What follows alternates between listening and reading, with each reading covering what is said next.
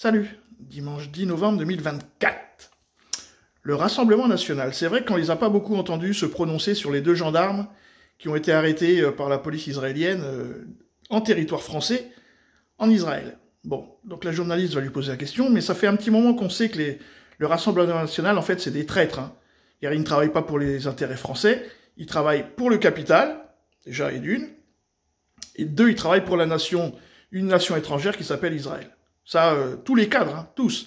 C'est des LGBT, c'est vrai, les wokistes sont au Rassemblement national, hein, ça c'est clair.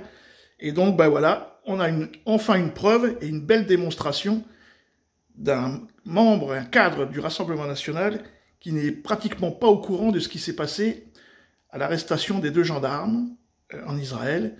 Et donc, pour moi, vous êtes des traîtres, voilà quoi. Vous êtes des traîtres à la nation française, le RN. Le RN sur l'incident diplomatique de jeudi à Jérusalem, avec l'arrestation de deux gendarmes français sur le site de pèlerinage de l'Eliona, domaine français. Pourquoi ce silence? Ça vous a pas choqué? Vous parlez de ce qui s'est passé à Jérusalem. À Jérusalem, avec le ministre Jean-Noël Barrot. Je pense que Marine Le Pen a dû s'exprimer. Bon. Vous en pensez quoi?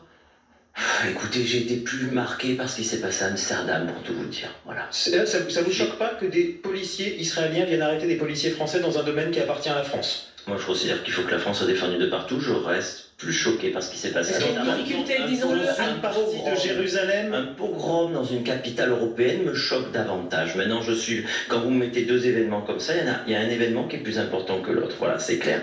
Il ne s'agissait pas de les comparer, Franck. Oui, mais vous me parlez d'un événement, vous ne me parlez pas de l'autre. Alors qu'il y a un événement qui est très important. De critiquer Israël et un événement diplomatique qui a son importance, mais qui, selon moi, beaucoup moins. C'est trop compliqué de critiquer Israël sur ce fait-là?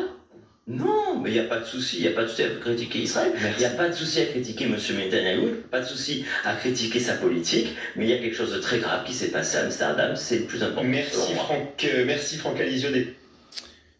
Il n'y a pas eu de pogrom, puisque ça a été démonté, hein, c'est clair, hein, c'est simplement des hooligans fascistes israéliens, hein, c'est ça, hein, qui se sont frappés avec d'autres hooligans. Voilà, point. Il n'y a rien de pogrom à Amsterdam.